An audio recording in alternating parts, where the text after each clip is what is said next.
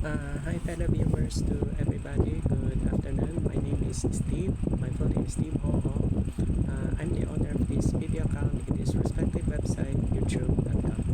Okay, maraming nagsasuggest sa akin or nagtatanong sa akin kung ano ba ang na-experience ko sa yung na problema ako sa isa sa ola ko na baon sa utang. Ito ay more on 2025 na Pinoy Peso. Okay. Iyan po ang title ng video ko. The truth about Pinoy Peso loan app. Yan po ang title. My fellow all the victims na meron Pinoy Peso account, listen to this video carefully. Pwede nyo ulit-ulitin kung ano nangyari sa akin. Baka sa inyo rin ma-experience ninyo. Okay? Bakit ko sinabi, my fellow viewers, the truth? Okay. Una is, ang totoo po niyan, my fellow all the victims, ang Pinoy Peso is talagang 7 days. Yung nakita nyo sa, di ba kung nanonood kayo ng YouTube, di ba, may advertisement, video ads, or advertisement, Google ads, 91 days, di ba? Yan ang nakasulat. Okay. Ang totoo niyan po, my fellow all the victims, hindi po totoo. So, nagkaroon na ng product misleading. Ang totoo pa nga yan, ikapitong araw or 7th day, maniningil na. Pero kung subtraction number of days, parang 6 days, di ba? So, yun.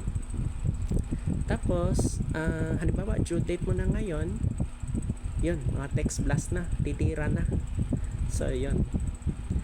Pag nagbayad ka within lunchtime, may cut-off time. Tapos, kung ma-fail, may 3 p.m., may 5 p.m. Meron pang 7 p.m. pang gabi. So, parang may cut-off time pa.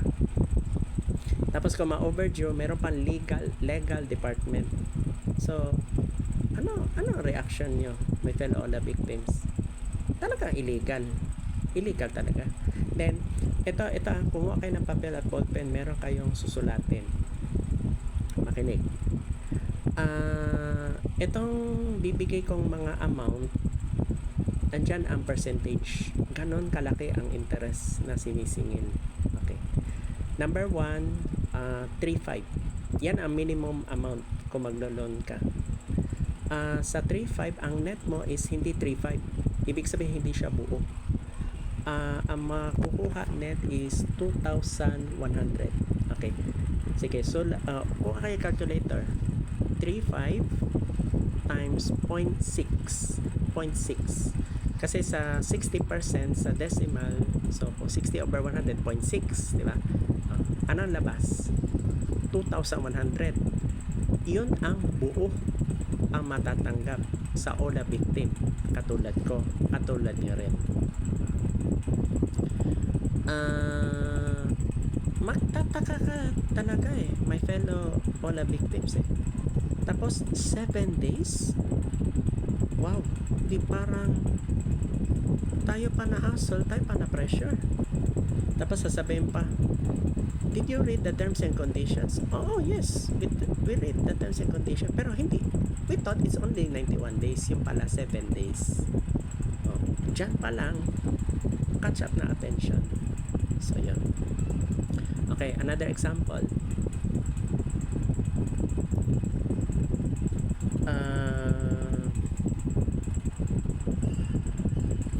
10,000 pesos. Sulat lang, 10,000 pesos. Okay.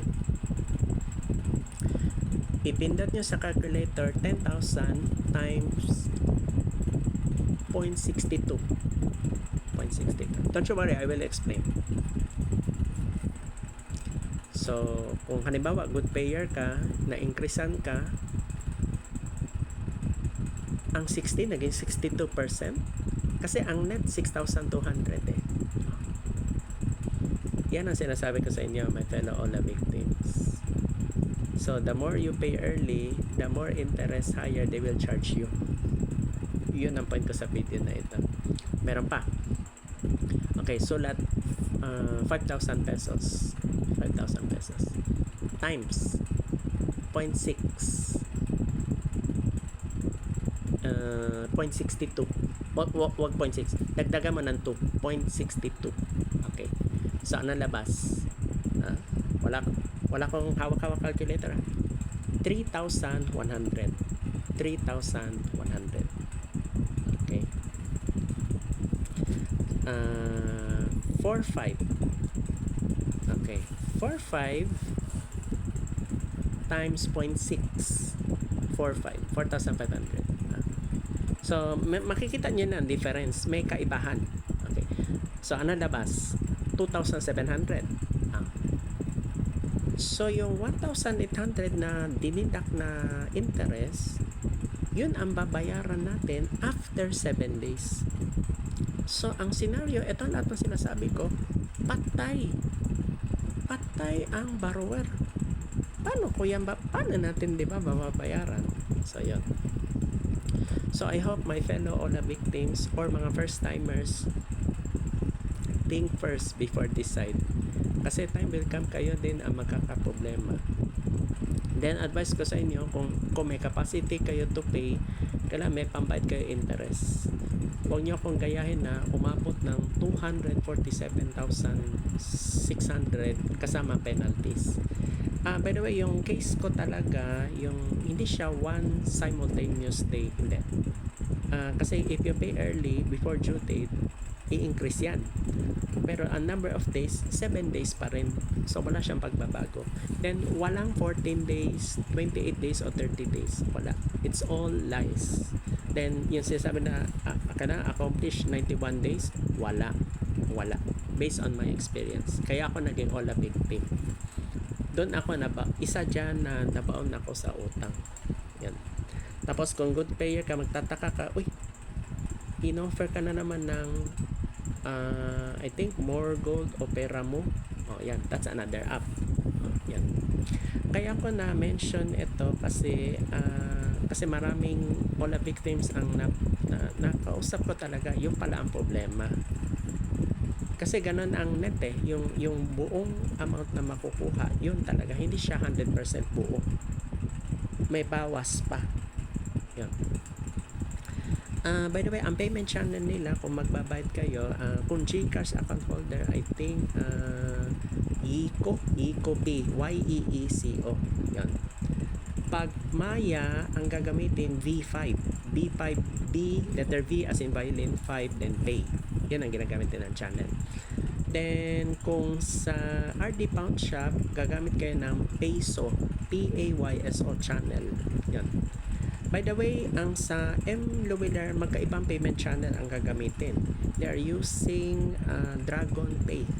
And hindi kayo pwede gumamit ng Palawan Pay. Kasi yan ang napansin kong problem sa mga OLA victims. Nag-transact sila sa Palawan Pay, then sabi ko, Dragon Pay naman Ang hindi nila alam, ang number of characters is limit to 10 characters ang Palawan Pay.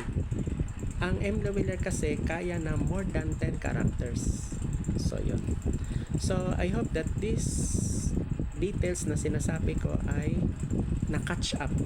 Yun po ang sistema. So, ang advice ko is, kung gusto nyo lang, pero hindi ko kayo pipilitin na i-download. Pero advice ko, kung wala kayo pambayad, do not download it habang maaga pa. My fellow OLA victims. Kasi baka yung naranasan ko, maranasan nyo rin. Time will come, kayo din ang makarma. Anyway, kung ma-read yan sila, karma ang ending. Sinasabi ko na sa inyo, my fellow OLA victims. Yan ang sinasabi ko sa inyo, habang maaga pa. By the way, this video is a paid promotion later. Pwede nyo i-promote to. Kasi hihingin kayo ng GCash Kasi kung ito na-share to sa viral posting in social media, malalaman na nila ang baho sistema ng kanilang pagbayad natin sa kanila. Okay? So, I'm not criticizing them kasi ito, experience ko ito. Ang sa akin is 2025, July at August nangyari. Ang last ko na yata is October 2025. Then after yung October, hindi na ako bumalik kasi ang laki ng charge Tapos kung ma-failed, kung ma-failed ka or past due o overdue, mga more than 10 days, ayun, papahiyain ka na, ipopost ka pa sa social media. Public shaming ang nangyayari. Baka kayo ganun din. Kasi sa akin ganun na pasyal ako 10 days tapos sa barangay ko pa na post. Ang nangyari sa akin is very horrifying experience. Nakakatakot. Kasi in the end, tingnan mo yan, 2026. Kung hindi na makatiis, hindi na yan magre-relon, sila ang kawawa. May karma yan, sinasabi ko sa iyo, my fellow all the victims. I hope that this video will learn a lesson sa mga all the victims. By the way, this video I gain a lot because that's based on my actual experience, my fellow all the victims. By the way, you can share this video kasi kapwa all the victims tayo, di ba? Doon yung malalaman ang the truth. Thank you so much for listening this video. Good afternoon.